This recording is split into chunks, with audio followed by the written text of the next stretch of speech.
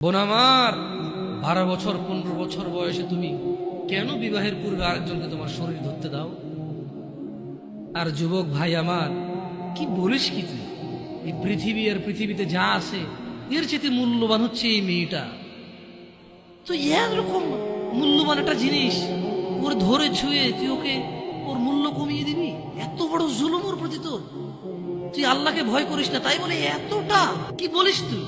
তুই কি কারো গাড়ির গ্লাস ভাঙছিস জীবনে? না। কেন ওর লস হবে? তুই কি কোনোদিন কোনো মানুষকে ঘুষে দিছিস? না। কারণ তাহলে ও বেচারা কষ্ট পাবে। তুই কি জীবনে কারো পেটে ছুরি ঢুকাইতেছিস? না। ও মরে যাবে, তাহলে ওর ফ্যামিলি ক্ষতিগ্রস্ত, লসে পড়ে যাবে।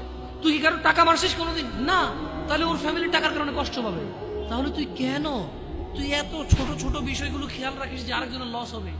তাহলে তুই এই মেয়েটার জীবনটাকে তুই কি করলি? তুই পুরো পৃথিবী আর পৃথিবীতে যা আছে সবকিছু বিক্রি করলে যে সম্পদ হবে, সবকিছু অর্জন করলে যে অর্জন হবে, এর চাইতে মূল্যবান তুই ওকে সতীত্ব থেকে বের করে নিয়ে আসলি? তুই তোর সামান্য ডিজায়ার ফুলফিল করার জন্য, যেটা আল্লাহ তোর জন্য বৈধ করেছে, কবুল বললে তোর বাপের দোষ, আল্লাহর তো দোষ না। তোর বাপের দোষ, সমাজের তো দোষ না। তোর বাপ তোকে বিয়ে করে না ভাই আমার। তোর বাপ মনে করে তুই ছোট, 18 বছর বয়স তোর বাপ মনে করে তোর বাপ 16 বছর বয়সে হস্তমৈথুন করছে, তোর 22 বছর, তুই এখনো ছোট, নুনু খাস, দুধু খাস। তোর বাপের অজ্ঞতা, ইসলামের দোষ দিবি কেন তুই এটা? তোর বাপ 13 বছর বয়সে চাস্তবান জাটতবান নিয়ে পালাই গেছে, এরপরে সবাই মিলে ধরে আনছে। এরপরে তোর বাপের তোর দাদারা বলছে কলিযুগ কলিযুগ শেষ হয়ে গেছে। 20 বছর আগের কথা বলতেছি আর কি। তোর বাপ 14 বছর বয়সে লুকায় লুকায় খেরেছিন ওই কি। আরে ভাই, আপনি শহরের ভাই, শহরের বয়স করতে গেছে, হ্যাঁ? আর সব মানুষ শহরে গেলে আমি দেখছি। ঢাকা শহর খালি হয়ে যায় কেন তাহলে ঈদে?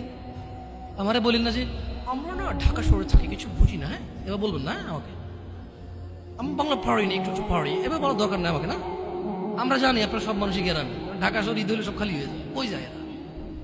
হ্যাঁ, তো তোর বাপ ওই যে এখন কেউ বলে না যে সুপারি বাগান চেনেন না, ওই যে খেরের চিন, এগুলো বোঝেন না, বললেন না আমরা যে জামশেদ ভাই যে কন্টেক্সটের কথা বলা বুঝাবি। হ্যাঁ, শিখেলে তো বলার দরকার নেই, কেমন? আমি জানি আপনি বুঝেন না, বুঝেন ভালো কথা।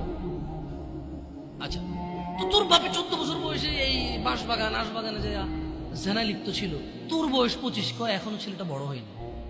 তো দোষ ইসলামের এখানে? তোর বাপের, তোর জান্নাতের প্রতি পরোয়া নেই, তোর টাকার প্রতি পরোয়া আছে। তোর বাপ তোর জান্নাত সেট করতে চায় না, তোকে নাকি ভালোবাসে। তোর বাপ তোর ইজ্জতের পরোয়া করে না, তোকে নাকি ভালোবাসে। তুই নাকি ভালো মানুষ। পৃথিবী আর পৃথিবীর সবচেয়ে সম্পদশালী জিনিসটাকে শুধু একটা এই মুখে মুখে চুমু দিয়ে একটা ওই যে এভাবে ছবি তুলেছি আমি, হ্যাঁ এভাবে,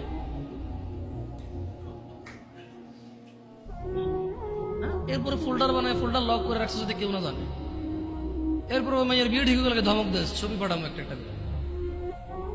সামান্য ডিজায়ার যেটা তোর হালাল ভাবে আল্লাহ দিয়েছে, একটু সবর কর, একটু সবর কর।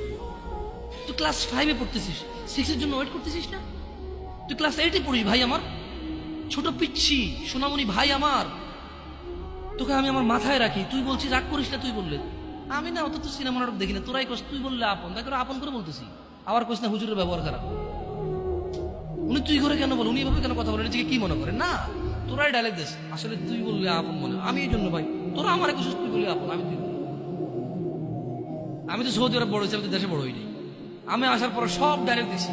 আসলে আপন জনকে তুই বলে, হ্যাঁ তুই বললে আপন মনে, আমি তোরা আপন মনে করি। কেন না বলবো মিলনে খোয়া 1450 বছর আগে আল্লাহ আমার কাছে তুই আমার ভাই। কত আপন তুই চিন্তা কর, তোরা তুই গুমরা কারে গুমরে ভাই আমার। তুই আমার আচরণে যাইস না। হ্যাঁ, তুই আমার কত পুরনো ভাই তুই জানিস? আমার মায়ের পেটের ভাইটা আমি যেদিন জন্ম হয়েছি বুঝতে পারছি, সেদিন আমাকে আমার বাপ মা, আমার পরিবেশ বলছিল আমার মায়ের পেটের ভাই। কিন্তু অ্যাজ এ মুসলিম তুই আমার ভাই। 1450 বছর আগে এটা ঘোষণা হয়ে গেছে পৃথিবীতে। তোকে যদি আমি তুই না বলি, আদর করে না বলি, আপন না মনে করি, কাকে মনে করবো রে? তুই তো আমার তুই তো আমার আপন। এমন করিস না ভাই আমার। তোর বয়স সবে 14 বছর। একটু অপেক্ষা কর, একটু অপেক্ষা কর। তোর বাপ বিয়ে করেছে, তুই পৃথিবীতে আসছিস, তুই এমনি এমনি আসিস না। তুইও বিয়ে করবি, তুইও পৃথিবীর সমস্ত সুখ পাবি ইনশাআল্লাহ। তোর ছেলে সন্তান এমনি এমনি আসবে না, তুইও আল্লাহর দেওয়া নিয়ামত উপভোগ করবি এবং আল্লাহর প্রশংসা করবি। অপেক্ষা কর ভাই আমার, অপেক্ষা কর। খবরদার, বেখেয়ালি হওয়া যাবে না, বেখেয়ালি হওয়া যাবে না। আর নিজের সামান্য ডিজায়ারকে ফুলফিল করার জন্য পৃথিবীর সবচেয়ে দামি সম্পদটাকে সবচাইতে সস্তা নিকৃষ্ট করে দেওয়া যাবে না। কেমন? বিয়ের পূর্বে কোনো মেয়ের গায়ে হাত দিবি না ভাই আমার, খবরদার। বিয়ের পূর্বে কোনো মেয়ের সাথে কথা বলবি না, খবরদার। তোর যোগ্যতা নেই ওর সাথে কথা বলার। তুই কে রে? বামন হয়ে চাঁদের দিকে হাত বাড়াবি না। আমার বোনরা চাঁদ, ওয়াল্লাহি যেদিন ইসলামী শাসন আসবে, যেদিন ইমাম মেহেদী আসবে, যেদিন ঈসা আলাইহিস সালাম আবার আসবে, ওনার বন্ধের উপর যারা হাত দিবে উনি হাত কেটে ফেলবে। তুই বামন হয়ে চাঁদের দিকে হাত বাড়াইস। আমার বোনরা চাঁদ, ইসলাম মেয়েদেরকে চাঁদ বলেছে আর তোকে বামন বলেছে। বেটা তুই বেটা ছেঁড়া খাতায় শুয়ে লাখ টাকার স্বপ্ন দেখিস, বিয়ের আগে মেয়ের গায়ে হাত দিস? তোর সাহস কত? তোর সাহস কত? তুই জানিস না মুহাম্মদ সাল্লাল্লাহু আলাইহি সাল্লাম বলছে নেক স্ত্রী দুনিয়াতে যা আছে ওর চেয়ে বেশি উত্তম। তুই কি করে ওর গায়ে হাত দিস বিয়ের আগে? তোর সেই যোগ্যতা আছে বল? তোকে আল্লাহ জাহান্নামে ফেলবে, তোকে আল্লাহ জ্বলন্ত আগুন নিক্ষিপ্ত করবে, তোর শরীর পচবে, তোর শরীরের গন্ধে জাহান্নামীরা থাকতে পারবে না, তোকে এত নিকৃষ্ট শাস্তি।